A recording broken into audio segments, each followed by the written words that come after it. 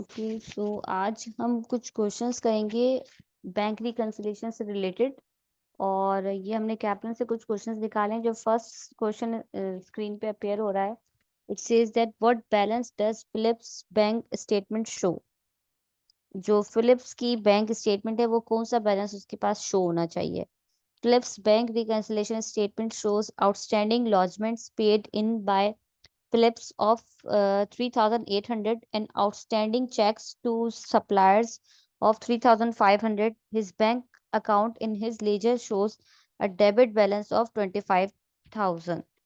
जी, अब इस क्वेश्चन में ये आपसे रिक्वायरमेंट क्या है इसकी कि भाई बैंक स्टेटमेंट में क्या शो हो रहा होगा। जब भी आपके पास इस टाइप का क्वेश्चन मतलब ये अपेयर हो एग्जाम में, आप लोग एक काम कर लें, क्योंकि हमने इसको पहले डिस्कस किया है और आपने लेक्चर्स में देखा ही होगा कि देखें, कैश बुक है, ठीक है, ये आपका एसेट अकाउंट होता है। ठीक है, ये आपका एसेट अकाउंट होता है। ठीक है, अच्छा, तो वो जब हम अगर हम खुद की बात करते हैं तो कैश बुक यानी कि कैश हमारे लिए एसेट है। तो ये आपका मकसद, इसका पॉजिटिव कैश होगा वो डेबिट साइड पे लिखा जाएगा। पॉजिटिव कैश इसका डेबिट साइड पे लिखा जाएगा।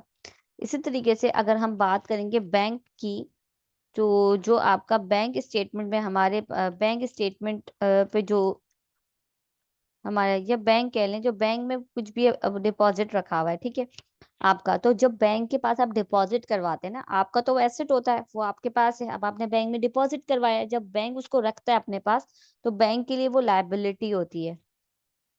तो बैंक की होती है लायबिलिटी, ठीक है, तो बैंक की लायबिलिटी अकाउंट होगा बैंक का। आपके लिए तो आप तो बात करेंगे ना, जैसे अपने बिजनेस के अंदर भाई हम जैसे हम एसेट की बात करें, एसेट क्या क्या हो सकता है। हमारे पास कैश एसेट है, बैंक एसेट है, आपके पास इन्वेंट्री है जो आपने सेल करनी है, कोई भी गुड्स, वो आपका है। आपकी बिल्डिंग है जो वो आपके लिए एसेट है।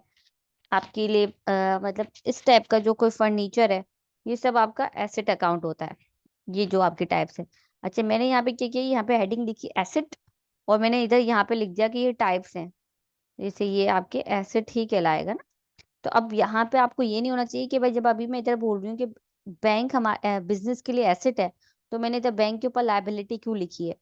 भाई बैंक के ऊपर लायबिलिटी हमने इसलिए लिखी है ना कि हम बैंक की नजर से देख रहे हैं, क्योंकि जब बैंक अपने जो रिकॉर्ड है, यानी हमारा रिकॉर्ड हमें अपने तरफ से वो रिकॉर्ड करके हमें सेंड करता है, तो बैंक उसको लायबिलिटी शो कर रहा होता है, क्योंकि बैंक के लिए तो लायबिलिटी है। जैसे एक पर्सन ए है, हम पर्सन ए हैं, और पर्सन जो बी है, जैसे हम क्या कर रहे हैं, हम गिवर, हम पैसे दे रहे हैं, और ये कौन है, टेकर, वो पैसे ले रहा है। तो जो दे रहा है उसके लिए तो वो जो पैसे दे रहे हैं वो एसेट हो जाएगा, वो रिसीवेबल अकाउंट है, वह रिसीव करेगा।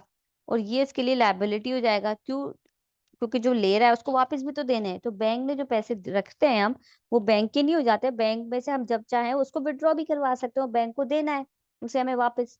तो इसलिए बैंक के लिए वो लायबिलिटी अकाउंट है। तो सबसे पहले इन क्वेश्चंस को सॉल्व करते हुए आपको ये पता होना चाहिए, ये चीजों में बता रही हूँ। तो ये आपका बैंक के पास जो होता है वो फिर जैसे अगर आप कोई बैंक अकाउंट खोलते हैं, ठीक है, और अगर आपके पास ऑनलाइन ट्रांजैक्शंस भी आपने कभी की हो, या आगे कभी करें, तो उसमें देखो ऐसा होता है, आपने जब करवा देते हैं ना, और आपके पास मैसेजेस बैंक की तरफ से आता है, कोई आपके अकाउंट में पैसे जमा करवा रहा है, डिपॉजिट करवा रहा है, ठीक है, तो पैसे सबमिट करवाए ना, तो उसने जैसे ही डिपॉजिट करवाया ना, तो आपका बैलेंस होता है कि भाई इतने जो आपके पैसों से है ना, वो क्रेडिट हो गया, आपका अकाउंट क्रेडिट हो गया। तो इसका मकसद क्या है कि ये आपका यहाँ पे क्रेडिट, इसमें पॉजिटिव कैश वो क्रेडिट पे शो कर रहा होगा। जैसे ही मैंने बैंक में जाके ये $1,000 एंटर किए, तो बैंक भी फौरन से उसको $1,000 इधर लिख लेगा। मैं अपने पास लिखूंगी, यार मेरे पास ये कैश पड़ा हुआ है 1,000, तो बैंक उसको क्या लिखेगा, 1,000। तो वो इसके लिए लायबिलिटी है, वो इसलिए उसको क्रेडिट साइड पे लिखता है। इसी तरीके से अगर आप कहीं पे जाके मॉल वगैरह में शॉपिंग करें, आपके पास डेबिट कार्ड है अगर, तो जैसे ही अगर आपने कोई शॉपिंग की ना, तो फौरन से आपके पास एसएमएस आ जाता है कि आपका जो अकाउंट है वो इतने से डेबिट हो गया है। क्रेडिट नहीं हो गया, डेबिट। डेबिट का मतलब है बैंक में अगर कोई डेबिट हो रहा है, तो बैंक से पैसे निकलवा रहे हैं आप। और अगर बैंक में आप करवा रहे हैं, सब डिपॉजिट करवा रहे हैं, तो वो आपका बैंक क्रेडिट हो जाता है। तो इस तरह से आप याद रखें, ये आपका पॉजिटिव कैश होता है। ठीक है, इस अगर हम इसको थोड़ा सा ऐसे भी देख लें, ये देखो ऐसे करके ना, तो अगर मैं इसको सोचूं कि ये मेरा कौन सा अकाउंट है, ये मेरा है कैश।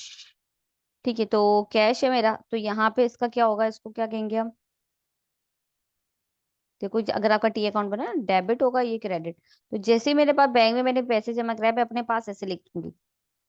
ठीक है, ये मैंने इस तरह से अपने पास लिख लिया, यानी कि बल्कि मैं इधर बैंक लिखूंगी, वैसे कैश बुक के अंदर ये बैंक लिखूंगी, क्योंकि ये मैं खुद लिख रही हूँ ये वाला ना। तो ये मेरे पास ये कैश बुक होगा, लेकिन कैश बुक के अंदर ये कैश बुक के अंदर आप बैंक का अकाउंट खोलते हो। कैश बुक ये मेरे पास है। ये कैश बुक के अंदर मैंने क्या किया, अपने पास कैश बुक के अंदर मैं बोलूंगी ये बैंक मेरे पास डेबिट हो गया है। तो कैश बुक के अंदर आप डेबिट करते हो। इसी तरीके से अगर मैं इसको कॉपी कर लूं और यहाँ पे, सॉरी, ओहो, ये देखें आप, अगर हम इसको क्या कर लें, यहाँ पे हम ठीक है कैश बुक है ना हमारे पास ये। तो अब बैंक में ना, जो बैंक है अपना, बैंक की भी कैश बुक होगी। तो ठीक है, जो बैंक के पास कैश आ रहा है, तो वो क्या करेगा, बैंक यहाँ पे जैसे मैं हूँ यहाँ पे, तो मेरा ये जो भी है एक्स वाई मिस्टर एबीसी कोई भी है, एबीसी मिस्टर एबीसी नहीं समझे, ये खोला है। तो मिस्टर एबीसी का अकाउंट यहाँ पे लिख देंगे और वो उसको कहेंगे ये लायबिलिटी अकाउंट है, ये अकाउंट्स पेबल है उसके लिए। तो जब अकाउंट्स पेबल होगा ना, तो वो यहाँ पे क्या होगा, जैसे ही मिस्टर एबीसी ने डिपॉजिट करवाया ना बैंक में, वो यहाँ पे क्रेडिट कर देंगे कि भाई ये हमारे पास आ तो गए हैं पैसे, हम इसको यूटिलाइज भी कर सकते हैं। लेकिन जब भी हमें मिस्टर एबीसी पैसे निकलवाने आए तो हमें इनको देने पड़ेंगे। अब मिस्टर एबीसी ने कहा कि मैं यार मुझे 10,000 मैंने करवाए थे, अब मुझे उसमें से 100 ये 1000 चले 2000 निकलवा लेते हैं। 2000 वो अपने पास बोलेगा कि कम हो गया मेरा बैलेंस, तो वो क्रेडिट करेंगे। यहाँ पे क्या हो जाएगा, यहाँ पे क्या होगा, वो बैंक वाले उसको डेबिट कर देंगे। यानी कि मिस्टर बैंक जो मिस्टर एबीसी है, वो अगर फिर कोई दूसरी शॉपिंग कर ली इन्होंने ऑनलाइन, 1000 होने का क्रेडिट हो गया मेरे पास, वो अपने पास लिख देंगे यार मेरे पैसे कम हो रहे हैं। वो यहाँ पे आके मोबाइल में मैसेज आ जाएगा कि जो आपका अकाउंट है ना वो 1000 से डेबिट हो गया है। तो ये आपको पहले डेबिट क्रेडिट की स्टोरी पता होनी चाहिए कि किस तरीके से यहाँ की वर्किंग होती है। ठीक है, तो अब मैं ये सब एक्सप्लेन कर रही थी इसलिए मैंने ये सब लिखा, वरना मैं आपको सिंपली ये बता रही हूँ कि एग्जाम के अंदर ये क्वेश्चन आता है। तो आपने क्या करना है, ठीक है, पॉजिटिव इसका ये होता है, तो आपने सिंपली यहाँ पे लिख दे सीबी कैश बुक और बैंक स्टेटमेंट बीएस, इस तरीके से आप लिख दें। और आपने जो वो डेटा दिया हुआ है ना, पहले तो उसका ओपनिंग बैलेंस लिख दें कि भाई ये जो ओपनिंग है ना इसकी कितनी है। ठीक है, उन्होंने बोल दिया कि भाई आपके पास his bank account in his ledger shows a debit balance of 25,000। His bank account, अच्छा बैंक अकाउंट, अच्छा in his ledger, in his ledger का मतलब समझ रहे हो कि उसने उसके पास क्या हुआ है, डेबिट बैलेंस शो हो रहा है। डेबिट बैलेंस का मतलब है उसके पास पॉजिटिव कैश यूज हो रहा है, कि भाई मेरे पास इतने पैसे पड़े हैं। एक और बात समझ लें कि हमारे पास ये पॉजिटिव ही होता है ना, लेकिन समटाइम्स ऐसा भी हो सकता है कि भाई आपने डिपॉजिट करवाए 10,000, आपने निकलवा 12,000 लिए, कैसे निकलवा सकते हो, जब बैंक में 10 पड़े हैं तो 12 कैसे निकलवा सकते हैं। अगर आपको ओवरड्राफ्ट की फैसिलिटी है, ओवरड्राफ्ट की फैसिलिटी में ये होता है कि भाई आपने बैंक से सेटलमेंट की हुई है कि कभी कभी मैं अगर ज्यादा पैसे निकलवा लूं, जो मेरे कोई इतनी लिमिट है कि मैं उससे ज्यादा निकलवा सकता हूँ जितना मेरा डिपॉजिट है, तो बैंक आपको निकलवा के दे देगा। लेकिन उसमें क्या होगा कि आपका क्या, अगर देख लें आप, अगर आप 10 में से 12 माइनस करेंगे तो आपका कैश हो जाएगा नेगेटिव। नेगेटिव कैश का मतलब क्या है, आपका बैलेंस पॉजिटिव डेबिट साइड पे नहीं है, क्रेडिट साइड पे, यानी कि आपके लिए लायबिलिटी हो गई। अब बैंक में आपने डिपॉजिट इतने करवाए थे, आपने इतने डिपॉजिट करवाए, डिपॉजिट इतने करवाए, आपने विड्रॉ इतने करवाए, इतना आपने विड्रॉ करवा लिए, तो अब आपका जो बैलेंस है ना वो हो गया नेगेटिव।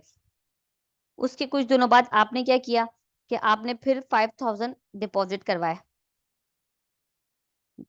5,000 आपने डिपॉजिट करवाए।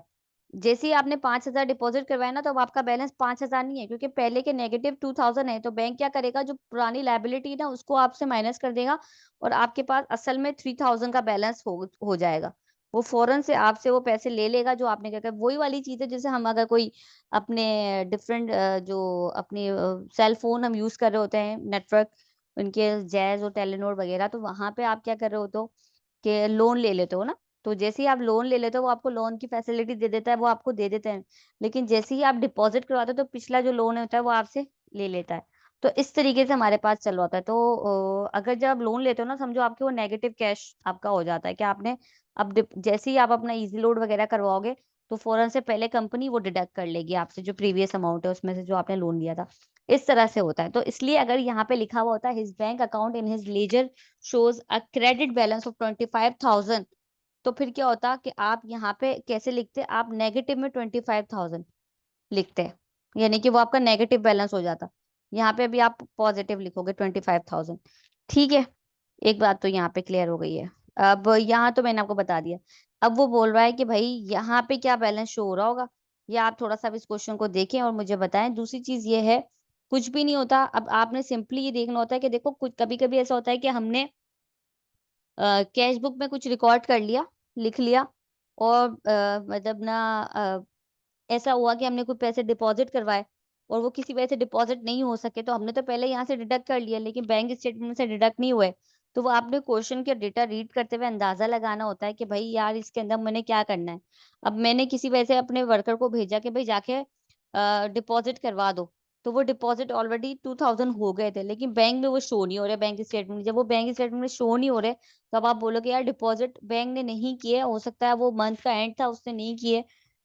तो अब आपने क्या करना है, ये किसी वजह से जिससे भी कहा था उसने डिले कर दिया, वो ट्रांजैक्शन नहीं हुई, तो आपने फोर्सफुली सिर्फ बैंक की देखो स्टेटमेंट आती है, बैंक रिकंसिलिएशन कुछ भी नहीं है।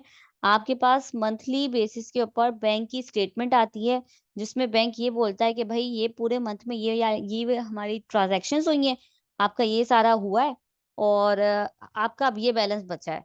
वो आपको बोलेगा कि भाई आपका जैसे भाई यहाँ पे बोलेगा आपसे फर्स्ट जनवरी को आपका इतना बैलेंस था, जो भी आपका बैलेंस था।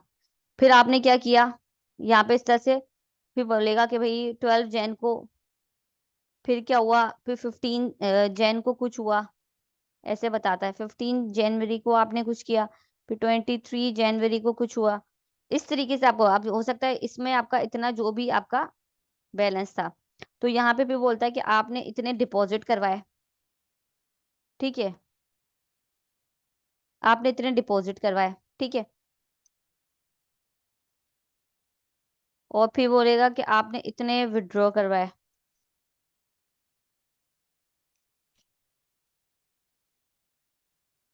फिर आपसे बोलेगा कि भाई ये आपके बैंक के चार्जेस हैं, आपने आपसे हमने पैसे ये किए। इस तरीके से ये आपके पास लिखा हुआ आता है।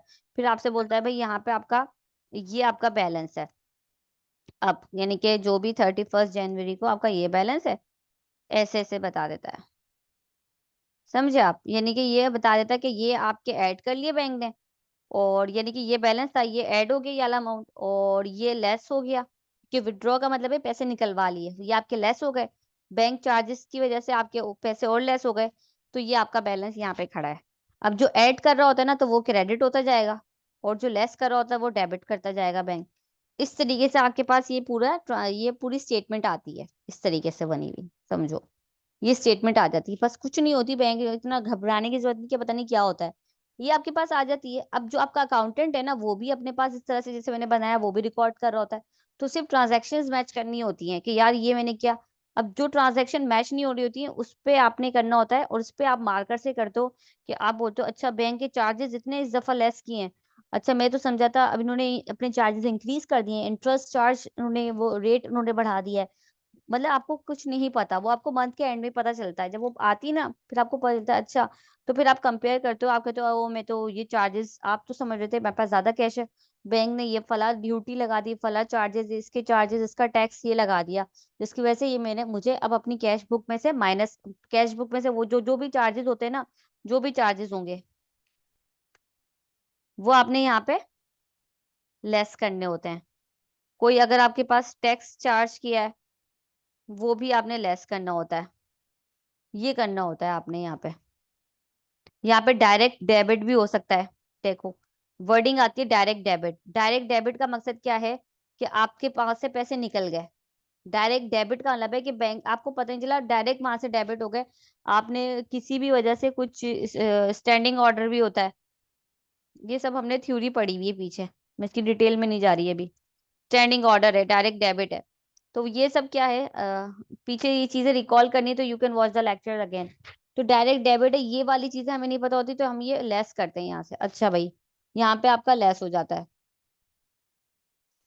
ठीक है। तो इस तरीके से आपको ये पता चलता है कि भाई ये, अगर आपका अकाउंट किसी वजह से डायरेक्ट आपको कोई यानी कि क्रेडिट कर दिया है, किसी ने कोई डिपॉजिट करवा दिए हैं, किसी ने भी कोई भी डिपॉजिट हो गया है, तो वो अगर आपको डिपॉजिट हुआ है जो आपके पास नहीं यहाँ पे पता था, डायरेक्ट डिपॉजिट हुआ है, आपको पता ही नहीं था कि आपकी किसी कस्टमर ने आपको बताया वगैरह से कर दिया, तो आप वो यहाँ पे ऐड कर दोगे। तो वर्डिंग देख के बस आपको समझना है कि मैंने क्या करना है क्या नहीं करना। तो आपने क्या करना होता है, इन द एंड आपने दोनों बैलेंस को इक्वल करना होता है बस। अच्छा, इधर क्या हो जाता है कि यहाँ पे क्या होता है कि आपके पास ऐसा भी होता है कि कोई अनक्रेडिटेड चेक्स हैं। अनक्रेडिटेड का वर्ड आ गया। अनक्रेडिटेड का मतलब है आपने क्रेडिट यानी कि आपने ऐड कर दिया था अपनी कैश बुक के अंदर, लेकिन वहां पे नहीं हुआ, तो वो आप इधर यहाँ पे ऐड कर देते हो। अनक्रेडिटेड चेक्स हैं, आपने वो क्या कर दिया है, आउटस्टैंडिंग जो चेक्स हैं, आउटस्टैंडिंग का वर्ड होगा। आउटस्टैंडिंग का मतलब है कि आपने अपने सप्लायर को दिया, देखो आपने अपने सप्लायर को दिया, ऐसा होता है ना भाई, आपका सप्लायर आपको तंग कर रहा है, भाई पेमेंट करो पेमेंट करो, आपने पेमेंट कर दी। आपने कहा भाई अपने पास जो कैश बुक होगी ना, आपने यहाँ पे अपनी जो भी कैश बुक होगी अपनी, उसमें अपने पास रिकॉर्ड में आपने पहले ही कर लिया होगा। यानी कि ये जो मैं बता रही हूँ ना, ये आपने ये जो सारे एड्रेस करने होते हैं ना, ये किसी वजह से रह गए, बैंक को देख के आपने इसको करना है। वरना ये जो आपका ओपनिंग है, जो भी क्लोजिंग है आपका, जो भी, क्योंकि जो लास्ट डे की क्लोजिंग है वो नेक्स्ट की ओपनिंग है, that's I have written opening. ठीक है, इसको हम ऐसे भी कह सकते हैं, so let me correct myself, unadjusted balance भी कह सकते हैं, क्योंकि ये आपका अनएडजस्टेड है, आपने कंपेयर करना होता है उसके बाद, यहाँ पे उसके बाद आपका एडजस्टेड बैलेंस आता है। इसको ऐसे याद रखो, एडजस्टेड बैलेंस, ठीक है, इस तरीके से। तो यहाँ पे आपका एडजस्टेड बैलेंस आ जाता है। तो अनएडजस्टेड बैलेंस आपको उन्होंने बोला है कि ये तो इतना है, तो बैंक में कितना शो होगा, यानी कि एक रिडल है ये कोई क्वेश्चन नहीं है, रिडल है, और ये बनना तो पता ही होता है भाई। ये आपको बस घुमा रहा है, आपको बोल रहा है कि भाई बताओ बैंक स्टेटमेंट में क्या शो हो रहा होगा। तो ये हम अभी इसको देखते हैं कि कैसे निकालते हैं। एनीवेज, तो ये जो आपके पास मैं इस तरह से बता रही हूँ ना, इसको ऐसे कर लेते हैं, एक मिनट, एक minute. I was just saying के कंट्रोल एक्स, और इसको यहाँ करने की कोशिश करती हूँ। हाँ, जैसे ये आपके पास अनएडजस्टेड बैलेंस यहाँ पे आ रहा है, सॉरी एडजस्टेड आ रहा है ना यहाँ पे, या आप इधर ये निकाल लेते हो कि भाई ये एडजस्टेड है। तो मकसद ये जो आपने यहाँ पे ये लिखा ना, इससे पहले ही आपने यहाँ पे ऐड और लेस कर दिए होते हैं। और यहाँ पे कर देती हूँ, यहाँ पे ऐड हो जाता है और लेस हो जाता है, जो आप अपनी कैश बुक के अंदर कर रहे होते हो कुछ भी चीजें, जो क्रेडिट हो गया होता है, क्रेडिटेड चीजें वो यहाँ पे लिख रहे होते हो, सॉरी डिपॉजिटेड लिख देती हूँ वरना आप थोड़ी कंफ्यूज रहेंगे। डिपॉजिटेड, और जो विड्रॉल्स हैं, किसी वजह से पैसे निकले, जो भी आपके विड्रॉ हैं वो आप यहाँ पे लिख रहे हो, तो कि भाई ये लेस हो गया, तो उसके बाद आके इस अमाउंट तक आप पहुंच जाते हो। लेकिन अब यहाँ पे बैंक के अंदर आ जाता है कि भाई अनक्रेडिटेड का मतलब ये है कि भाई आपने सबमिट करवाए, यानी कि डिपॉजिट करवाए थे, जैसे डिपॉजिट करवाते हो तो बैंक क्रेडिट हो जाता है ना, जैसे मैंने भी बताया था, बैंक का अकाउंट इवेंचुअली क्रेडिट होता है जैसे ही आपने बैलेंस करवाया।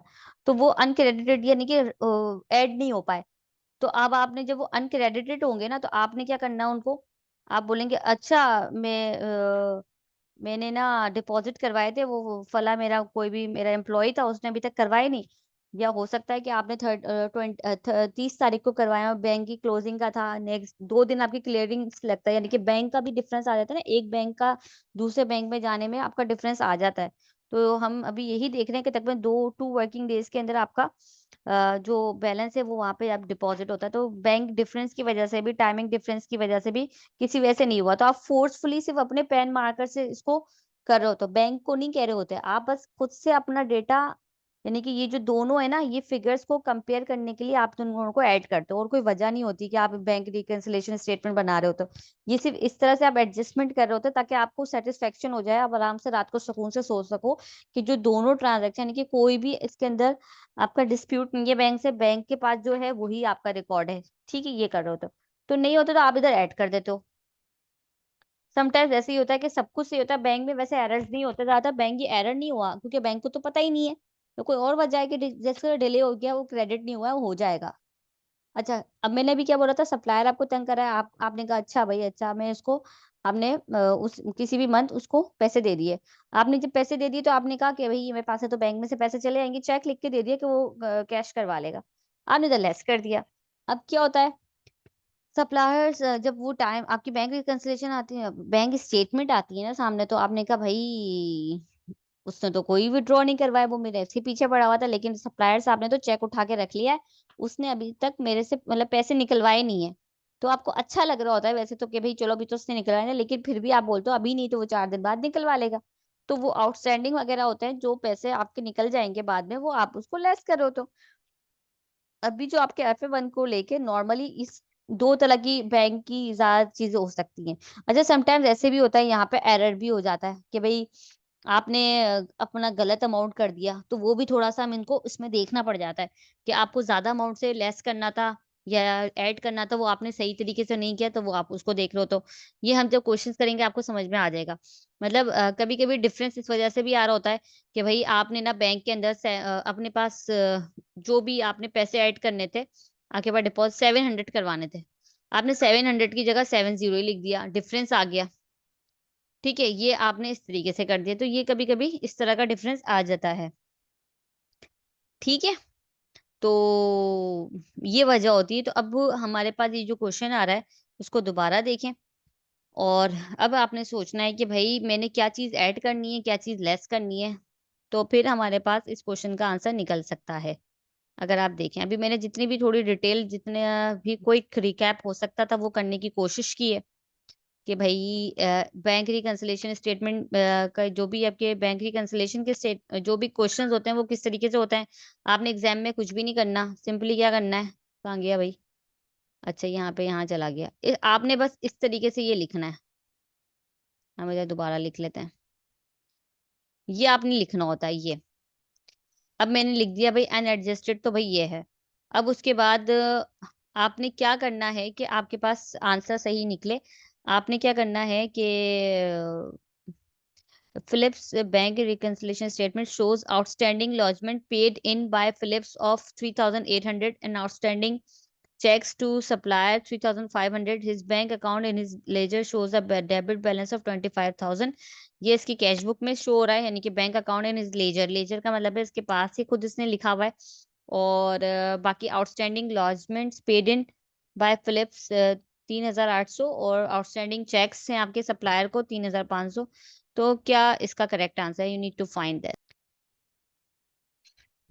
जी, अच्छा, अब इसके अंदर हमारे पास ये है कि इन्होंने सिर्फ दो बातें बताई हैं, दो एडजस्टमेंट हमें करनी है, और हमारे पास कैश बुक में कोई एरर नहीं है। इसका मकसद ये है कि जो एडजस्टेड बैलेंस होगा ना, पहले तो आप ये समझ लो, जो एडजस्टेड बैलेंस होगा ना वो हमारा, वो यही होगा जो यहाँ पे लिखा हुआ है, this one you will be your adjusted balance. ठीक है, तो अगर एडजस्टेड बैलेंस इस तरफ ये होगा तो ऑब्वियसली दोनों तरफ यही होगा, तो आपके पास ये एडजस्टेड बैलेंस होगा। ठीक है, ये जो है वही सेम टू सेम इधर है। अच्छा, अब इधर हमारे पास क्या आ जाता है कि इसमें लिखा हुआ है 3,800, एक तो ये बता रहा है फिगर, और मैं बताती हूँ इसको ऐड करना है लेस, और एक बता रहा है 3,500। ये दोनों आपकी जो चीजें हैं, सॉरी 3,500, 3,500, ओहो, तो इसमें पहला जो कह रहा है शोज आउटस्टैंडिंग लॉजमेंट्स पेड इन, ये जो वर्डिंग लिखी हुई ना आउटस्टैंडिंग, मैंने बोला था अभी, आउटस्टैंडिंग चेक्स है ना वो माइनस होते हैं, लेकिन आउटस्टैंडिंग जो लॉजमेंट्स है ना, उसका वर्ड लिखा हुआ है यहाँ पे पेड इन। इससे याद रख लेना कि इसका मकसद है कि ये आपके डिपॉजिट होने वाली बात हो रही है। ठीक है, पेड इन यानी कि फिलिप्स ने खुद ने डिपॉजिट करवाए होंगे, तो ये आपका होता है ऐड, और ये होता है आपका लेस, क्योंकि ये आपके आपने सप्लायर को दिया था, ये फिलिप्स ने सप्लायर को दिया। तो अब आप ये देख लें, यहाँ पे लेस हो रहा है, यहाँ पे ऐड, लेकिन हमें रिवर्स कैलकुलेशन करनी पड़ेगी, क्योंकि जब आपने ये किया तो आप यहाँ तक पहुंचोगे ना, यहाँ तक ये ऐसे पहुंचे, तो आपने रिवर्स करनी है, क्योंकि आपको यहाँ से वहां पहुंचना है। जब आपको यहाँ से वहां पहुंचना है, तो आपने इसको उठाया, और ये जो 380 इसको माइनस करेंगे, और इसको ऐड करेंगे नीचे वाले, तो you will get this 24,700। B should be your, B should be the right answer. आपका जो आंसर है ना वो क्या है, बी। ठीक, ये आपका आंसर है। अब अगेन समझ लें कि जाहिर सी बात है रिवर्स है। अगर ये पूछ रहा होता सिंपली आपके साथ एडजस्टेड बैलेंस, तो फिर आप सिंपली ऐड और लेस करते। लेकिन यहाँ पे आप लिखेंगे ऐसे एग्जाम में जब करते हुए सॉल्व कर रहे होंगे, लेकिन याद रखना है कि रिवर्स होगा क्योंकि आपसे यहाँ का अनएडजस्टेड पूछ रहा है। अनएडजस्टेड की वजह से जो ऐड करना था वो लेस हो जाएगा, जो लेस करना था वो ऐड हो जाएगा। तो इस तरीके से हम इस क्वेश्चन को सॉल्व कर सकते हैं। अच्छा, ये सवाल है, इसमें ये कह रहा है कि पहले रिक्वायरमेंट देखती हूँ। Assuming the bank statement balance of 38,600 is correct, what should the correct cash book balance be. अच्छा, अगेन जैसे क्वेश्चन देखना है, सीबी लिख दें कैश बुक और बैंक स्टेटमेंट लिख दो इस तरह से। बैंक स्टेटमेंट में क्या हो रहा है, अब बैंक स्टेटमेंट का जो बैलेंस है अनएडजस्टेड है, ठीक है, अनएडजस्टेड यहाँ पे बैलेंस है, ठीक है, और वो कितना है यहाँ पे 38,600 ये है। और अच्छा, ये कुछ और कह रहा है, एक मिनट। यहाँ पे ये कह रहा है the following attempt a bank reconciliation statement has been prepared by Rag. और इसमें ये बोल रहा है कि भाई बैंक ओवरड्राफ्ट है। अच्छा, ओवरड्राफ्ट है ये। तो ओवरड्राफ्ट समझते हैं आप, ओवरड्राफ्ट का मतलब है नेगेटिव बैलेंस है।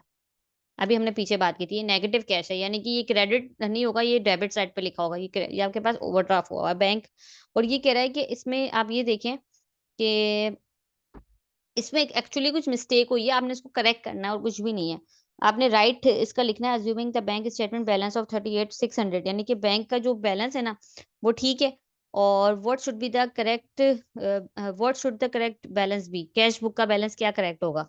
तो आपने इसने क्या किया है कि एट डिपॉजिट नॉट क्रेडिटेड, उसको ये किया है, आउटस्टैंडिंग चेक को ये किया है। तो अब इसको करने का सिंपल तरीका ये है, एट डिपॉजिट नॉट क्रेडिटेड, तो इसमें आपने क्या करना है 4120, जो खुद ही बता रहा है ऐड, तो ये ऐड कर लिया, ठीक है। और दूसरी बात क्या कर रहा है, लेस क्या कर देना, आउटस्टैंडिंग चेक्स वो कितने हैं 3300। और अब आपने इसको कर लेना है कि भाई ये है, उसको प्लस करो, इसको लेस करो, तो आपके पास आ रहा है -700, यानी कि 700। और C should be the right answer, ये है ओवरड्रॉन बैलेंस। अब लेकिन उन्होंने क्या बना दिया, ये अब ये आंसर क्यों रॉन्ग आया जरा देखो। ये आपके किसी अकाउंटेंट ने, अनट्रेंड ट्रेनी अकाउंटेंट ने ये बनाया है। उसने क्या किया, 38,600, 41,200, 3300, और यही किया है ना उसने। तो अब उसने क्या किया आपको, अब आप खुद देखें, इधर इसने ऐड किया है और उसको लेस किया है, ये किया तो उसका आंसर ये आ गया, जबकि आंसर ये नहीं है, क्योंकि जो ओवरड्राफ्ट है ना, उसने उसको पॉजिटिव कैश ले लिया, जिसकी वजह से यहाँ पे ये मिस्टेक हुई है। अब आपने इसको करेक्ट करना है, तो वो करेक्ट आपने कर दिया है कि इसका जो करेक्ट आंसर है वो ये नहीं होना चाहिए था, ये रॉन्ग है। राइट आंसर ये है। और क्योंकि आपने इसको नेगेटिव नहीं किया था, ये नेगेटिव आपका पास बैलेंस था जो बैंक का था। इस तरीके से क्वेश्चन आएगा। और ये वाले क्वेश्चन आने के भी, मतलब वो जो हमने प्रीवियस किया वो, ये वाले आने के, आई एम जस्ट सेइंग के अ काइंड ऑफ 95% और 90 और 95% चांसेस हैं कि ये क्वेश्चन, इस टाइप का क्वेश्चन अपीयर होगा एग्जाम के अंदर, ऐसे ही बना होगा सेम टू सेम इसी तरीके से। आपने सिंपली ये देखा होगा, ये नॉर्मली यहाँ पे यही मिस्टेक हो जाएगी, आपने इसको कर देना। या हो सकता है ये भी कर दे कि जो ये ठीक हो और उसने नेगेटिव भी लिया हो या पॉजिटिव, यहाँ कोई मिस्टेक नहीं हुई, यानी कि पॉजिटिव कैश हो ये भले। लेकिन यहाँ पे उसने क्या कर दिया, डिपॉजिट को उसने लेस कर दिया, ये ऐड और लेस के अंदर उसने मिस्टेक कर दी होगी, तो वो आपने करेक्ट करना है, ठीक है। नेक्स्ट क्वेश्चन की तरफ आते हैं। It says that after checking a business cash book against the bank statement, which of the following items could require an entry in the cash book. अच्छा, आपने क्या करना है, जो पहले कैश बुक को चेक करना है और बैंक के अगेंस्ट यानी कंपैरिजन करने के बाद आपने क्या करना है, ये बताना है कि कौन-सी एंट्रीज़ के अंदर आपकी जो एडजस्टमेंट होंगी वो कैश बुक के अंदर होंगी। कैश बुक के अंदर आपने क्या करना है? पहला है नंबर 1 बैंक चार्जेज़, नंबर 2 क्या बैंक चार्जेज़ को आप कैश बुक के अंदर ऐड और लेस करते हो? आपने सोचना है। Number 2 a cheque from a customer which was dishonoured. Dishonoured cheque समझते हैं? हमने अभी चेक की बात की थी कि एक ऐसा चेक जो आपने सप्लायर को दिया उसने नहीं उसको मतलब विथड्रॉ करवाया। इट मीन्स कि वो आपका आउटस्टैंडिंग लॉजमेंट्स है। उसने आपको नहीं वो, तो वो आपने क्या करना होता है बैंक के अंदर जो आउटस्टैंडिंग चेक्स होते हैं ना वो बैंक के अंदर जाके लेस होते हैं। अनक्रेडिटेड चेक्स हैं, जो अनक्रेडिटेड लॉजमेंट्स वगैरह जो इस टाइप का वर्डिंग है, ये आपने क्या करना होता है, ऐड करने होते हैं बैंक के अंदर। लेकिन जो डिसऑनर्ड चेक है ना, वो आप याद रख लें, डिसऑनर्ड का जब भी वर्ड आएगा तो इट मीन्स कि ये आपके पास कैश बुक के अंदर इसको करना है। डिसऑनर्ड चेक ये होता है कि आपके कस्टमर ने आपको दे दिया $1000 का चेक, ठीक है? ये आपको चेक दे दिया, राइट? आपने कहा ठीक है भई, आपने क्या किया, डिपॉज़िट करवा दिया। वो किसी वजह से वहाँ से रिटर्न हो जाए, बाउंस हो जाए, डिसऑनर्ड हो जाए, उसने साइन सेव नहीं किया या उसके पास पैसे नहीं थे वहाँ पे अकाउंट के अंदर, तो ये सारा हो सकता है मसला। तो आपने जब ये चेक कस्टमर ने दिया, तो आपने अपनी कैश बुक के अंदर क्या कर लिया होगा, ऐड। तो जब आपको पता चलता है ना कि कस्टमर ने ये तो वो तो डिसऑनर हो गया वाला चेक, तो आपको कैश बुक के अंदर उसको लेस करना पड़ता है कि आप पहले से उसको ऑलरेडी ऐड कर चुके होते हो। तो ये आपको याद रखना है। ठीक है? तो ये मैंने आपको बता दिया है कि जो डिसऑनर्ड चेक्स को लेके जितनी भी बातें होंगी वो बैंक में ही जाएँगी, बैंक रिकन्सिली जो बैंक स्टेटमेंट में ही आपने उसको प्लस माइनस करना होता है। जो मैंने बताया कि डिपॉज़िट हुआ नहीं तो उसको डिपॉज़िट कर दो फ़ोर्सफुली, आप लिख दो कि भई अभी हो जाएगा 2 दिन बाद। अगर किसी वजह से विथड्रॉ नहीं हुए वो पैसे तो आप उसको माइनस कर दो बैंक से कि अभी नहीं तो 4 दिन बाद वहाँ से निकल जाएँगे। लेकिन अगर डिसऑनर्ड का वर्ड आता है, तो डिसऑनर्ड का मकसद ये है कि वो आपकी कैश बुक में आप पहले से ऐड कर चुके होंगे। आपको अब इधर लेस करना पड़ेगा कि भई ये पैसे नहीं आए। फ़ोन करो उसको कस्टमर को पकड़ो, बोलो भई आप मुझे दोबारा पैसे दो। एनीवेज़ नंबर 3 है चेक नॉट प्रेज़ेंटेड। अच्छा चेक जो प्रेज़ेंट नहीं हुआ अनप्रेज़ेंटेड चेक से भी याद रख लो। अनप्रेज़ेंटेड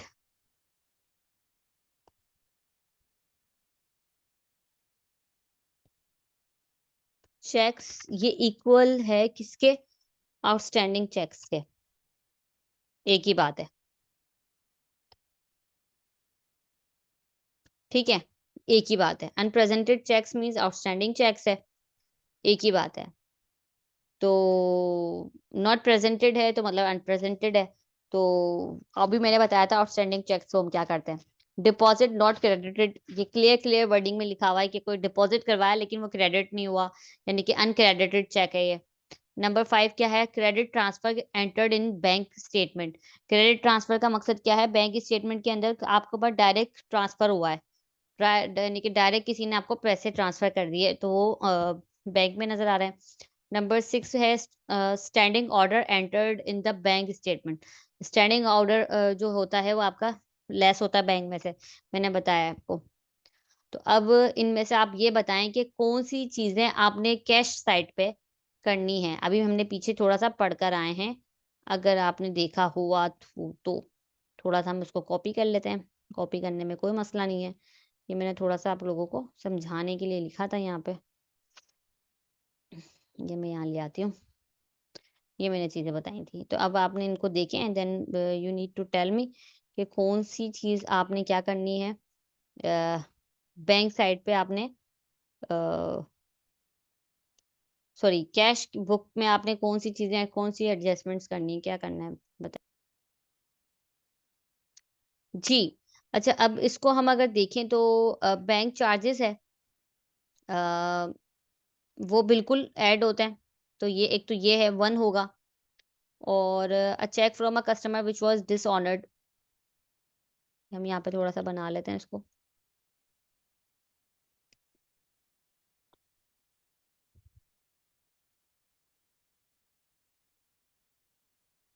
जो डिसऑनर्ड चेक है, वो यहाँ पे लेस होता है कैश बुक में, ठीक है? तो ये भी है और चेक नॉट प्रेज़ेंटेड ये तो आपका अनप्रेज़ेंटेड चेक या यहाँ पे मैंने लिखा ना ये आउटस्टैंडिंग कह लें या इसको अनप्रेज़ेंटेड भी कहते हैं।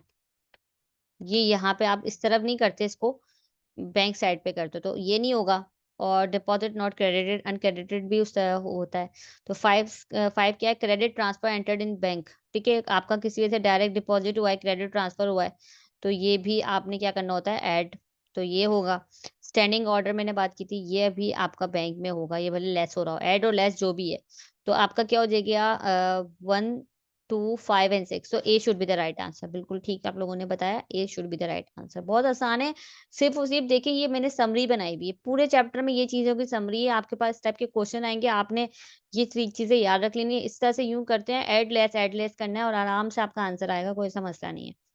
ठीक है भाई, अब इस क्वेश्चन पे चलते हैं नेक्स्ट। ये क्या कह रहा है, what is the balance on the bank statement. Bank statement में क्या बैलेंस है, और मैं थोड़ी सी रीड कर देती हूँ। इसमें रिक्वायरमेंट कह रहा है कि भाई a business has a debit balance on its cash book of $148, but the bank statement shows a different balance। ठीक है, अब जैसे ही हम क्वेश्चन देखते हैं, देखो ऐसे बना लेना और लिख देना क्या, a business had a debit balance on its cash book, यानी कि पॉजिटिव कैश है, डेबिट है तो पॉजिटिव है। But the bank statement shows a different balance. ठीक है, अब ये बता ही नहीं रहा, नहीं बताओ भाई। और दूसरी बातें बोल रहा है, अब आपने देखना है, ऐड और लेस करना है आपने, और कुछ भी नहीं करना। The bank statement shows that there were bank charges for the period 10 which have not been recorded in the cash account. क्या आप लोग अब मुझे बता सकते हैं, मेरे साथ साथ चल सकते हैं कि क्या कह रहा है, the bank statement shows that there were bank charges for the period of $10 which have not been recorded in the cash account. इस जो $10 है, इसको मैं क्या करूं, यहाँ पे कुछ करूं या यहाँ पे करूं, क्योंकि इसको तो अभी रहने दो आप। आपने देखो इधर ही करना है, यहाँ पे या तो इधर आपने एड लेस करना है या तो इधर एड लेस करना है। बताइए बैंक चार्जेस को क्या करूं। मैम कैश बुक्स में माइनस करेंगे, सब्ट्रैक्ट करेंगे ना हाँ, 10। यहाँ से इसको लेस कर देंगे। ठीक है भाई, इस तरफ लिख दिया मैंने, यहाँ पे लेस होगा। ठीक है, अच्छा जी अब। मैम। और दूसरा कह रहा है, standing order payment for $25 has also been mistakenly omitted from the cash account. अब क्या कह रहा है, जो कैश अकाउंट में से स्टैंडिंग ऑर्डर पेमेंट है 25, वो आपने नहीं, आपको पता चली, इसको क्या करना है 25 को, मैम इसको भी सब्ट्रैक्ट कर दें आप। इसको भी सब्ट्रैक्ट कर दें। ठीक है भाई, ये भी माइनस हो गया। अब नंबर 3 कह रहा है, checks totaling 1 to 5 had been written and sent to suppliers but had not yet been presented। इसको क्या करना है, अनप्रेजेंटेड चेक है ये, सप्लायर को भेजे थे लेकिन उसने उसको विड्रॉ नहीं करवाया, तो मैम ऐड कर देंगे। कहाँ पे ऐड करेंगे, कैश बुक वो बैंक में। बैंक में ऐड कर देंगे। checks yes. totaling 1 to 5 $125 had been written, मैंने कि आपने उसको साइन करके and send to suppliers, supplier को भेज दिया, और आपने क्या कर लिया होगा अपनी मैम कैश कैश बुक में बुक से, में ही कर देंगे। कैश बुक कैश में बुक क्यों, में ऐड करेंगे। कैश बुक में ऐड नहीं करेंगे ना। देखो again, cheques totalling $125 had been written ma'am and send to subtract supplier. करेंगे। सब्ट्रैक्ट करेंगे, कहाँ सब्ट्रैक्ट करेंगे, मैम बीएस में। एग्जैक्टली बैंक स्टेटमेंट में से सब्ट्रैक्ट करेंगे 1 to 5। अभी मैं पीछे जाती हूँ और हम वापस आते हैं, इसको देख लें दोबारा। ये देखें, ये हमने बात की भी है, ओफो, ये देखें,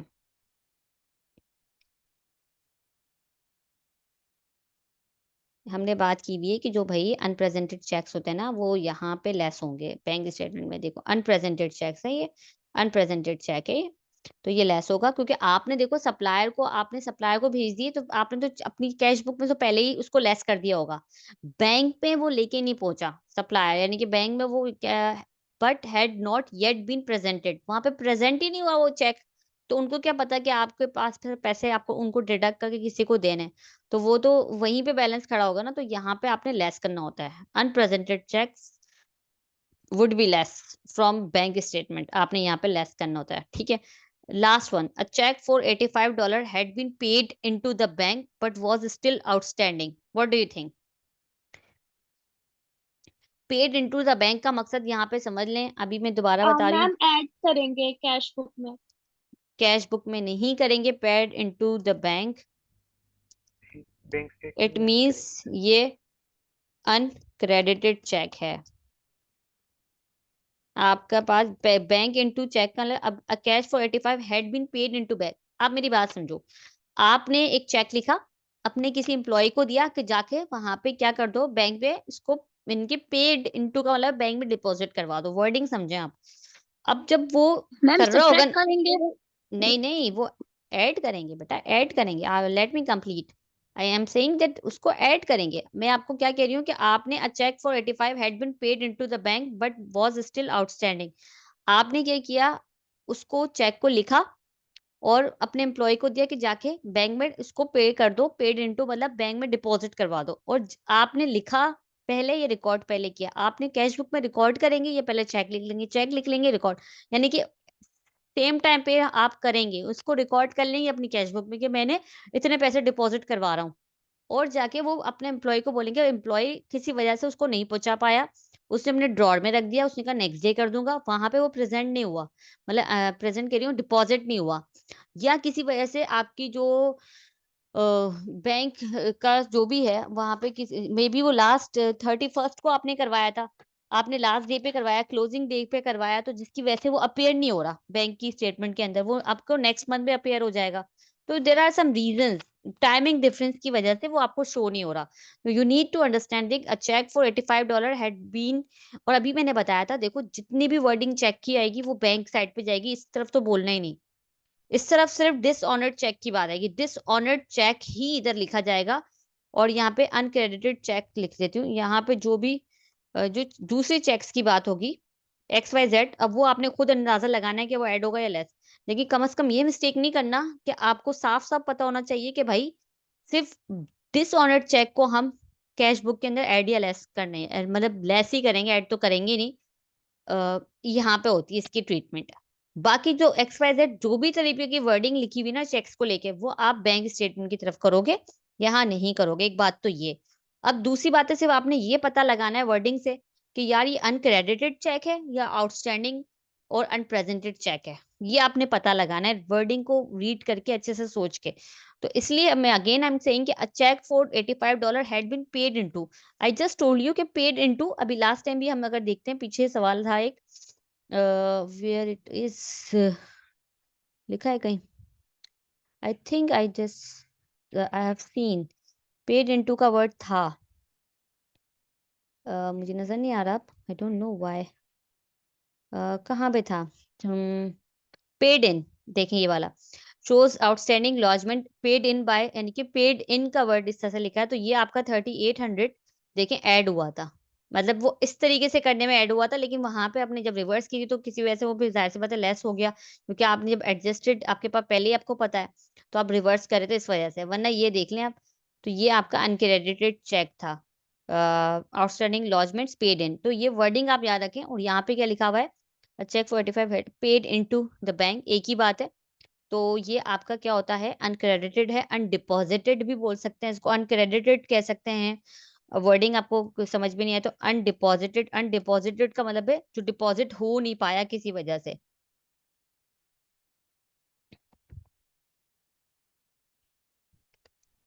इस तरह से आपने वर्डिंग को याद रखना है, और कोई मसला नहीं है इसमें, सिर्फ इनमें फंसेंगे आप। आपने अच्छे से समझ लेना है। जब आपने ये थोड़ा सा इस पर ध्यान दे लिया ना, फिर क्वेश्चन को केयरफुली रीड करें। और कोई मसला नहीं है, आप एक तरफ से अपनी कॉपी वगैरह में ये बना के रख लें, और क्वेश्चन कर रहे हो तो बार बार उसको थोड़ा सा देख लें। उसको देख के अगर आपके क्वेश्चन ठीक हो रहे हैं, इट मीन्स इट्स ओके।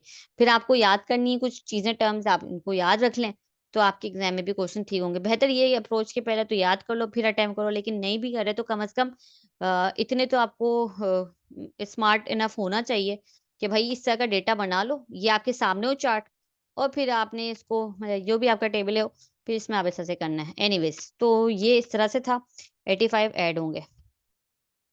ठीक है, ठीक है। अच्छा, अब इसको कर लेते हैं, कोई ऐसा मसला नहीं है। यहाँ पे हमारे पास देखो अनएडजस्टेड बैलेंस है, ठीक है, और यहाँ पे होगा एडजस्टेड। अब आप क्वेश्चन की रिक्वायरमेंट जरूर देखिएगा प्लीज एग्जाम के अंदर कि वो पूछ क्या रहा है, ठीक है।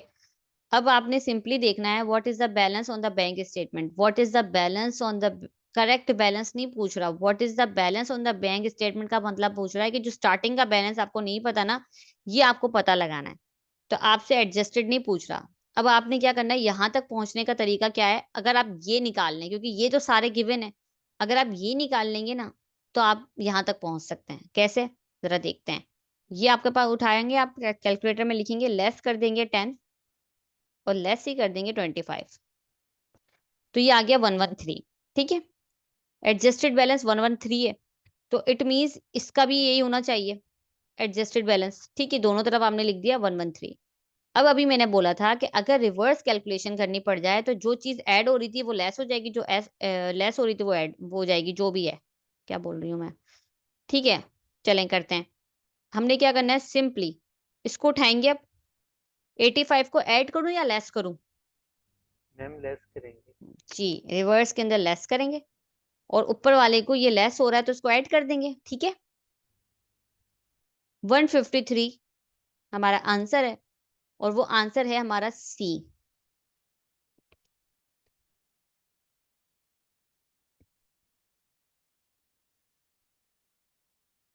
सी आपका आंसर है। क्वेश्चन की रिक्वायरमेंट है, what is the balance, what is the after correcting these mistakes your errors और एडजस्टमेंट, आफ्टर जो भी आपके एडजस्टमेंट होने के बाद, what is the correct balance, what should be the correct balance, और what should be the adjusted balance. इस तरह का पूछ लेता ना तो सिंपली ये आंसर था, ये इसका होता, बस ये आंसर था, नीचे वाला आंसर था। इधर क्या बोल रहा है, what is the balance on the bank statement, bank statement में जो बैंक की तरफ से लिखा हुआ अमाउंट आया वो बताना है। कितना आसान है, आप वर्डिंग देखें आपको खुद समझ में आएगी बात, करना क्या है। तो भाई सिंपल, यहां से कैसे पहुंचेंगे, हमारे पास ये दोनों थी नहीं चीजें, हमारे पास ये दोनों चीजें नहीं थी, तो हम इसके इस तक, ये जब दोनों नहीं है तो यहाँ कैसे पहुंचेंगे? आपके पास ये तो पूरा रिकॉर्ड है ना, आप इधर पहुंचो, इस तरफ से लेफ्ट साइड से आप कंप्लीट करो, इसको भी यही लिखो और फिर रिवर्स चलो, कितना आसान है। यानी कि ऐसे करें और आपका आंसर आ गया, कोई मसले की बात ही नहीं है। इस तरीके से आप इसमें इसके आंसर तक पहुंच दो। ठीक है भाई, तो इस तरीके से हमारे क्वेश्चंस हो जाएंगे।